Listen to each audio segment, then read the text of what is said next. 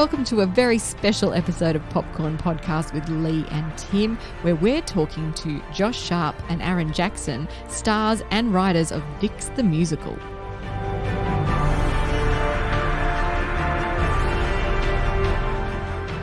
I'm Timmy Fland, movie buff. And I'm Lee Livingstone, entertainment journalist. And we love to talk all things movies. And in Dix the Musical, two self-obsessed businessmen discover their long-lost identical twins and come together to plot the reunion of their eccentric divorced parents. It's like the Parent Trap on crack. It is. It is the Parent Trap on crack and meth and every other methamphetamine drug you can conjure up. Oh, dear. Dix the Musical is directed by Larry Charles, who brought us Borat and Bruno and Seinfeld and Curb Your Enthusiasm. Or he's worked on those. Quite the pedigree. The screenplay, as we said, is by Josh Sharp and Aaron Jackson, starring Aaron Jackson, Josh Sharp, Megan Thee Stallion, Nathan Lane, Megan Mullally and Bowen Yang. Dix the Musical, listener, is A24's first musical feature, and it's adapted from Josh Sharp and Aaron Jackson's long-running off-Broadway production, Fucking Identical Twins. Yeah, that's right. So Aaron and Josh are the stars, writers, and executive producers of the film, and they met and began performing and writing together at New York's famed Upright Citizens Brigade Theatre. Together, they've appeared as a correspondent duo on The Opposition with Jordan Klepper for Comedy Central, and they have several additional features in development, including Meet the Coven. Josh also starred in Netflix The Eliza Schlesinger sketch show, and Aaron's debut novel, The Astonishing Life of August March, was published by HarperCollins. Busy little bees, aren't they? They are. They've been around, the traps. Dix the Musical is a riotously funny and depraved musical. A Parent Trap carbon copy, it is not. It's a queer adult comedy that will shock and delight with a mix of big show tune numbers and insane character revelations. To say the least. Now, the film is directed by comedy legend Larry Charles, that you mentioned earlier, who has brought us such iconic comedies as Borat. I can still remember the first time I saw that movie in cinemas. It just blew me away, what I was taking in. My wife, nice. And he's also directed numerous Curb Your Enthusiasm episodes. He was also one of the original writers and producers of Seinfeld.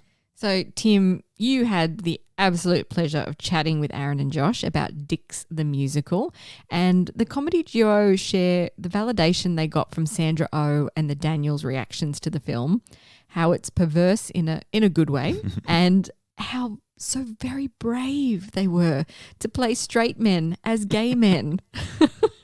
Oh, bow down. Yeah. You also took a deep dive into who the fuck the Sewer Boys are. Yes, crazy. Indeed. And how they hoodwinked icons Nathan Lane and Megan Mullally to be involved in this crazy, crazy endeavour. All right, Lee, what do you reckon? Let's take a listen.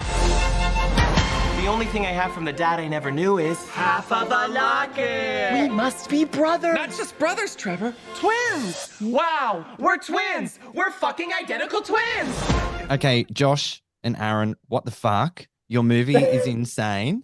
And I absolutely loved it. Congratulations. Thank you so much. It is insane. It is insane. I agree. And now I promise to go a little deeper for the rest of the chat, just to learn a bit more about the film and the process. But what have some of your favorite sort of audience or maybe peer reactions to your film been so far? It was just so fun watching it in theaters. Like I'll never forget. We were premiered at Toronto at midnight. And so in like a theater of 3,000. And so it was like wild to see it in front of a crowd and that be the first time that not only was it a massive crowd, but like a crowd that at midnight, like, you know, like little pre-show bumpers come up. There was one that's like, you know, please don't pirate the film. And they all have inside jokes where they're like going like, yar at it. And I was like, okay, this is our people. And so they were like screaming at the screen for an hour and a half.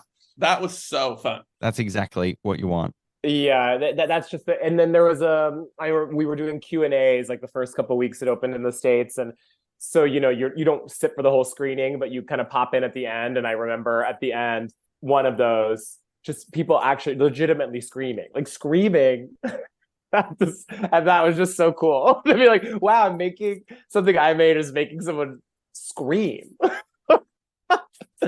There's also no way to say this without it being name droppy, but I remember the LA premiere, we were sitting and then down the aisle, we were like, oh my God, that's Sandra Oh, who I'm obsessed with and I love. She's friends with Boaz, so she came. Yeah. So I remember at one point we were like, both out of the corner of our eye being like, don't look now, but Sandra Oh is literally slapping her knees. And she was fully doing like a cartoon character slapping her thighs. And I was like, we've won. Sandra's slapping her thighs. That's comedy validation, a thigh slap. That's it. Bam. Really. And from Sandra Oh, how special. You know, I think your film will do really well in Australia because we are also a little fucked up when it comes to the things that we find funny. Yes. Good. But was there anything in your script that you were like, is this too far? I mean, the whole thing existed. Yeah, I think once we committed, it's like you have to go that far. Otherwise, it feels a little goofy. Otherwise, it becomes like a family film, The Parent Trap. But now it's a musical, and then just sort of is perverse in a bad way instead of perverse, I hope, in a good way as it is now.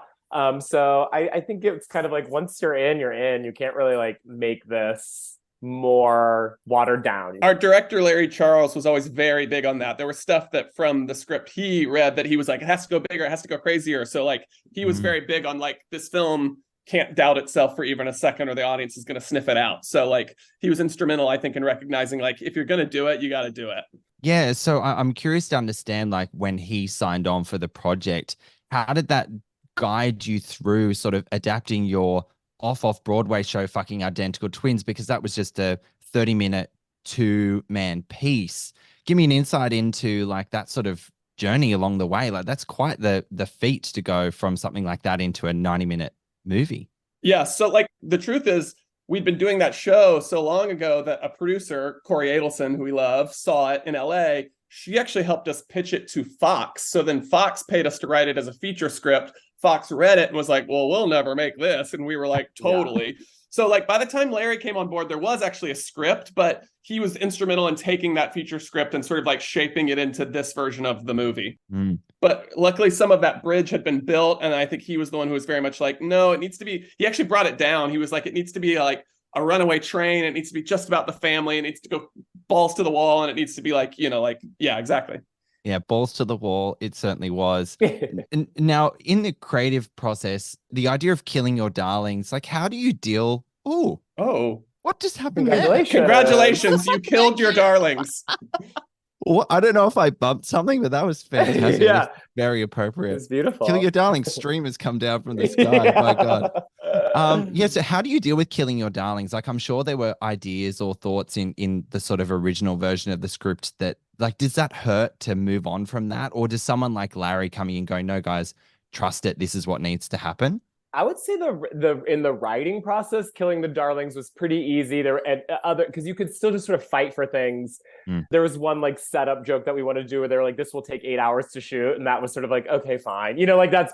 But most of the kill your darlings came in post when it's like we're trying to make it clippier, so it's just cutting jokes, which there's so many jokes in the movie, but some you're like, oh, please don't, but they're all stupid, they don't matter, but you love them, so those were the hard ones, and those are some, not that I still miss them, but there's some where it's like, oh, I wish we had kept that little thing, or that one was back, but I think we got it to a place where I'm happy with. You kind of make your film twice, don't you? You make it, well, 3 times you write it, and then you film it, and then you have to edit it. So there's like 3 versions of your movie that exist really in your head. Totally.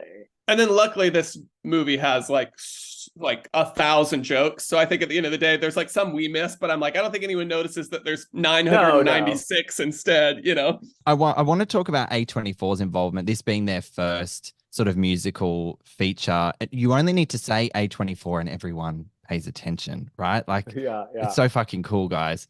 But I'm curious, were they aware of the background gag, everyone everywhere comes at once? Or they loved it, actually, didn't they? They loved that one. Yeah. I thought you were about to say they did. Yeah. No, they didn't know about it. That one we did this like 2 days of additional photography, and that was one of them. And that was a joke we came up with Larry. So I don't think they knew until they saw that cut, because that was put in post too. So even when they see the dailies, they're not seeing that joke. But yeah, they really liked it.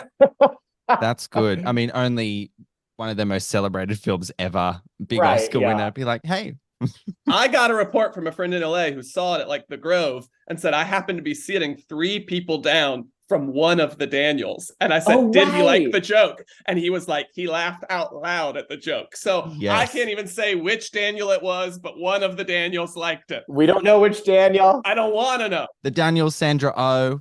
Fuck, guys. Where are the streamers now? Where are the streamers now? The Daniel, at least. I can't say it was both, but it was the Daniel. Yeah. Singular. And maybe hated the movie, but liked that joke. Yeah, I hope he hated the movie, but he liked the joke about him. Yeah, this has been a name-droppy interview. Oh, yuck. Yeah, let's go. Let's keep going. It's all good. This is a forgiving audience. Yeah. Tell me a little bit about your characters in Dix the Musical, Craig and Trevor. Who are they? Craig and Trevor are alpha male, self-obsessed business or salesmen, kind of cock of the walk types who are actually, honestly, they're quite lonely, and they yearn for friendship and even family as well, and they find that in each other. The film lets you know, second to, we are gay actors bravely portraying straight men. Yes. And I would say our portrayal, we often call it sort of straight guy drag, like in the same way that a drag queen is being a woman, but not really trying to do it accurately. It's pretty big and broad and cartoony. We're sort of similarly doing that with the idea of the straight man. So I would say there's a lot of bravado, and they're talking about their cocks almost constantly, you know? Is it fun playing heterosexuals as homosexuals? Well, I did it for 18 years, Tim. Come on, I'm method. I'll have a few more on you for that one. Mine was about 21. Good for you. Mine was 19. You know, it was so fun. But I mean, we love playing like just big, bold characters like that. In the stage show, Josh played the dad and I played the mom as well. You know, so we just love big characters. I mean, that comes from our, sketch and comedy background. We like exaggerated people. We kind of call them human cartoons. So 100%. But it works within the sort of genre of musical theater though, right? It just gives you permission to just fucking go for it, balls to the wall, like you mentioned. Yes. Yeah, exactly. Yeah. This is, of course, a very broad comedy, and I love some of those like Zoolander and Austin Powers that were like big and broad, but I think in addition, we're doing a musical, like suspension of disbelief is required of the audience almost immediately. So it does give you like a big runway to blow things out if you want to. Now, one of the things I found really funny, and it comes from life experience, right? Because your film like doesn't hold back, and it can come across as quite insulting, but I mean, it depends what your comedy sentiments is, which is why I think it'll work in Australia. As I said in the film, single parent families aren't real families, and I got a kick because I'm from a single parent family as well, so I was like, fuck, that's gold, because I grew up little Timmy's like, oh, I've only got a dad. But what are Craig and Trevor hoping will come of their reunited parents? Like, what's their pipe dream of bringing them together?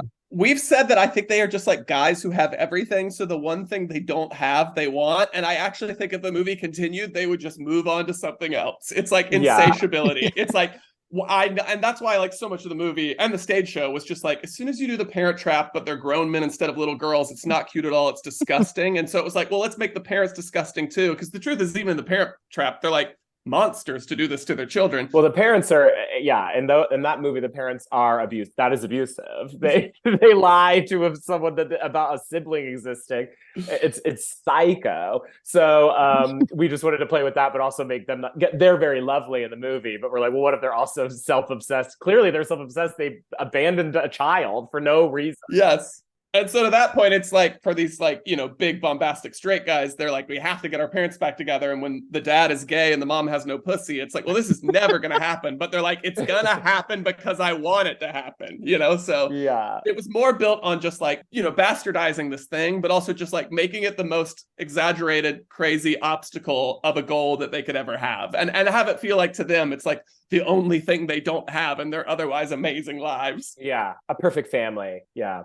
Yeah, a quote unquote perfect family. They're looking for something that will be, viewed from the outside as like, oh, now they have a perfect family. But they realized in the process of wanting this very superficial thing, they actually do want a family, and that their imperfect family is in fact a perfect family. See, this is that tonal balance with comedy. It's all great comedies can be hilarious, but they also have to have heart. So how did you ensure that you had that sort of universality, but then also just fucked with people at the same time? our heart mostly comes from the songs, the music. We think like because we're quite allergic to a lot of heart, and I think a lot of comedies, it's like I get it, I get that we're supposed to like the main character, I get it, and I get quite bored.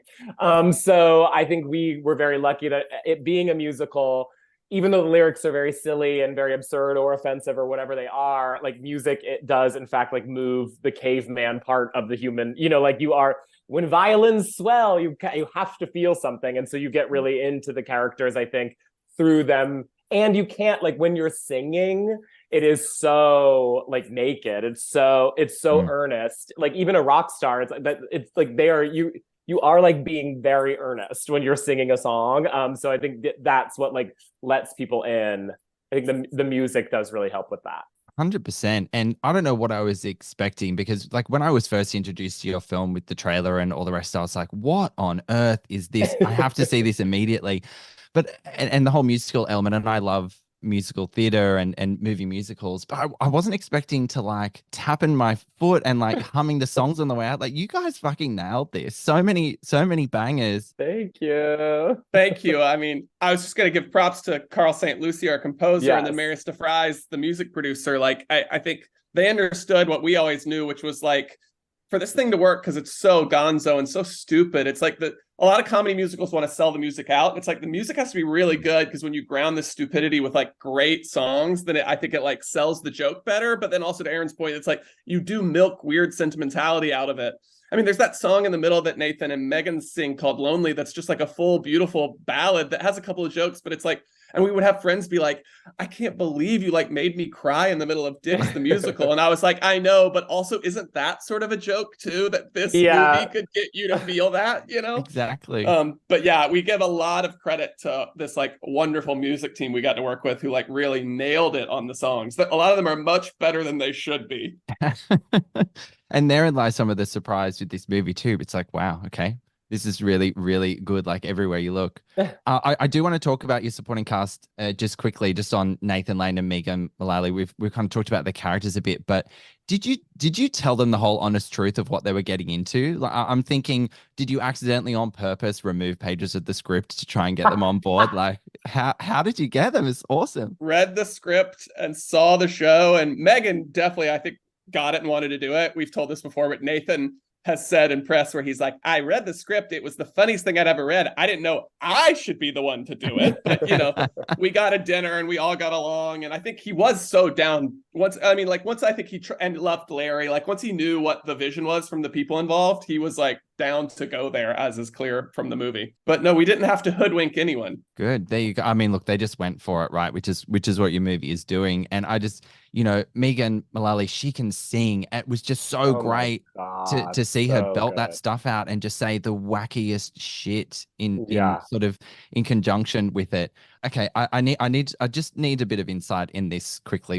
What dark depths of depravity do you need to find yourselves in to conjure up something like the Sewer Boys? See, we think they're beautiful. I don't know what this question has. They are cute as well. To me, it's like, I guess we're both so strange. It's like the Sewer Boys isn't like that hard of me to think. It's a very like A to B thought to me. It's like, oh, little monsters that live in this. It's logical. It's logical. It's like, I think we're just both, maybe we're just depraved. So our minds are just a little left to center. And we do love some of those 80s, 90s movies like Gremlins and E.T. And like, so I think we always had that in our mind, that they should just be these like sort of awful but wonderful puppets. Well, thank you for not doing them as CGI, because it's so much funnier that they were puppets as well. They just looked way better.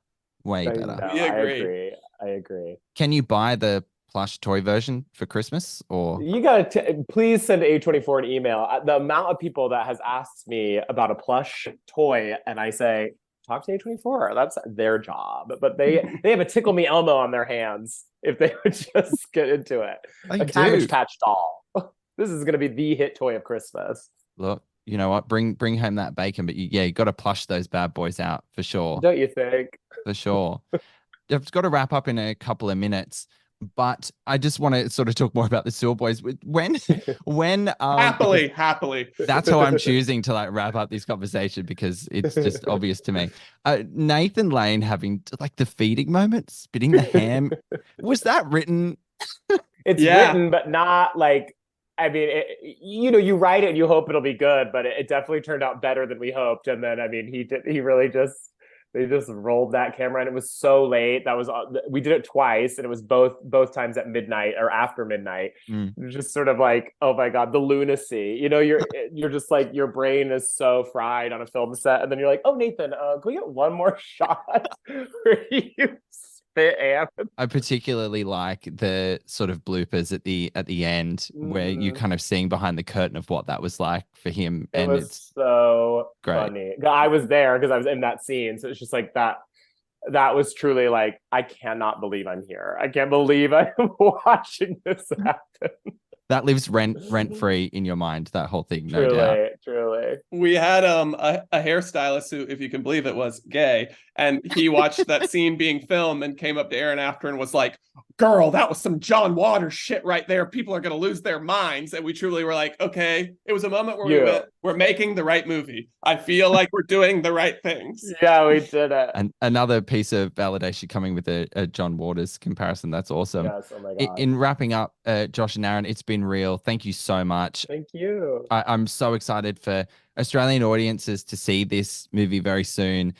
A potentially impossible ask, but can you each describe Dix the Musical in 3 words? A family film. Oh, you made a good joke.